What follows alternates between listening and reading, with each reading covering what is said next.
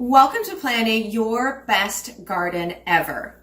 So if you've ever had the best of intentions with your vegetable garden and you ended up missing some of the dates or you didn't get everything put in when you wanted to, or maybe you planted way too much and you were completely overwhelmed when it came to harvest time, or you planted way too much of one thing and not nearly enough of the other.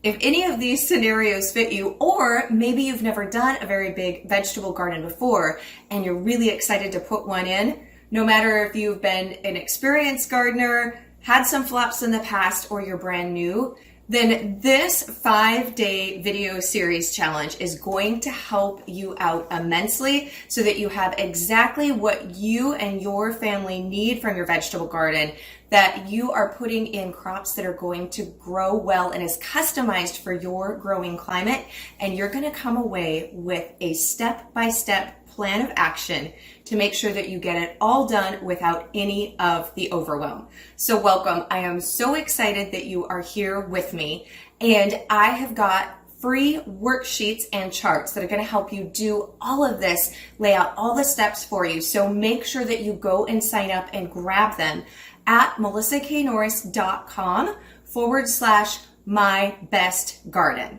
I'll have the link below so you can click on it in the video description, but you're going to want to make sure and you go and snag those worksheets so that you get all of the tips and charts that you need to simply fill them in. Okay, you went and got your worksheets, right?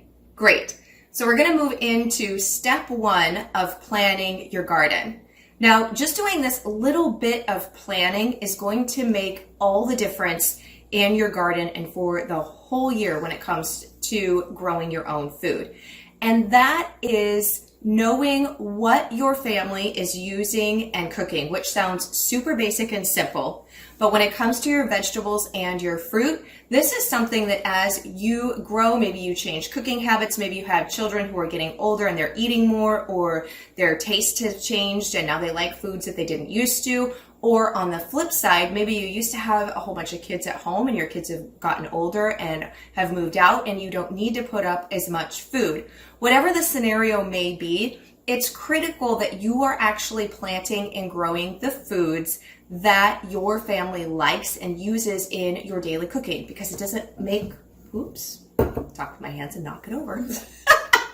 So the easiest way to find out the foods and the exact amounts, because we don't want to know just foods that you tend to cook with a lot, my goal is for you to be able to know exactly how many plants you need to put in of each type of food so that you can raise a year's worth of that food, if it's your goal, for your family size. So that's where this tracking comes in. Now, if you do meal planning, you, my friend, have already got most of this work already done for you. All you need to do is go back and look at your menu plans. Now, I have to confess, when I grow up, I would love to be a meal planner who has all of my menus done for the month and knows exactly what we're having each day of the week. But in real life, that's not really the way we roll.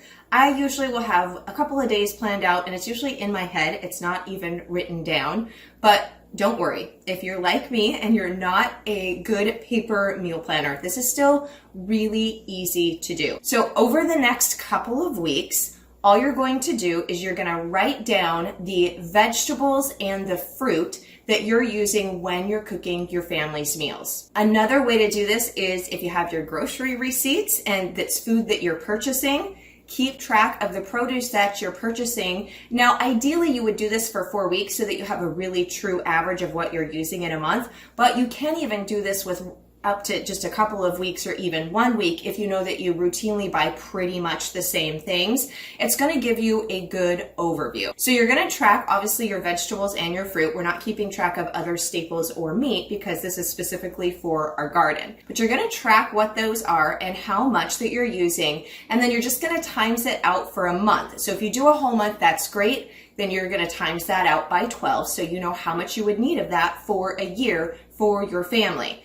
If you did it for 2 weeks, you're going to times it by 4 and then again by 12, because our goal is to see if I did want to raise an entire year's worth of this, how much is that going to be and am I going to need for my family? And it's going to differ for all of us. I may use a lot more tomato products than you do. You might be using and cooking with a lot more green beans than me. So this is where it's customized and tailored to exactly what your family is using and cooking right now in very real time. So not what you used like a couple of years ago, because as I said, that can change. So a couple of things to remember when you are tracking and writing down your stuff is obviously if it's a can of green beans or a jar of green beans, then we're going to just write down green beans. That one's pretty easy. But also remember, if you're doing something like salsa, you want to make sure you can write down salsa as well. And on the worksheets that I've got for you, which you're going to get free access to. They're in my new book, The Family Garden Plan, but I'm going to be giving you some of these charts and worksheets totally for free from the book. So make sure that you go and grab those and get access at melissaknorris.com/mybestgarden. But we've got spots in there for you to put in some of these combination things so that you can make sure, like I said, for salsa, that would be tomatoes, peppers, onions, and garlic. So you actually would have multiple ingredients on some of those combination things, but when you're cooking, you're just thinking, okay, this is a jar of salsa. So those worksheets will be laid out for you so that you can track them both ways for the individual ingredient and then also when you're quickly doing it for those combination ones. But that way you don't miss any of those specific crops that you're going to need for all of your food needs. Now, don't worry. You might be like, okay, I do want to have my best garden ever, but I don't know about growing a year's worth of all of the food and all of the produce that my family eats for our whole family. That feels really overwhelming. So my goal is, if you've never raised a year's worth of any crop before, is to pick 1 or 2 crops that your family eats the most of and try to raise a year's worth of that item.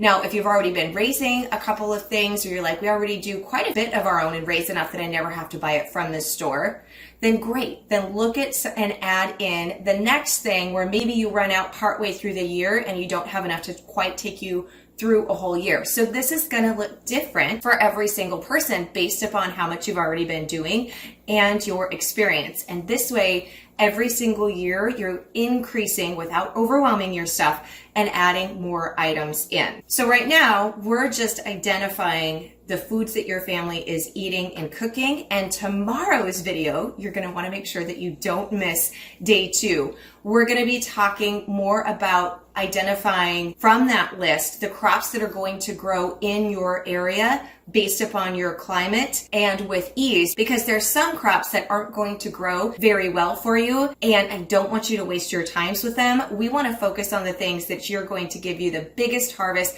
and the biggest yield with the least amount of work, so that you have your best garden ever without a ton of extra work. So go get your worksheets, and I will see you tomorrow in video number 2.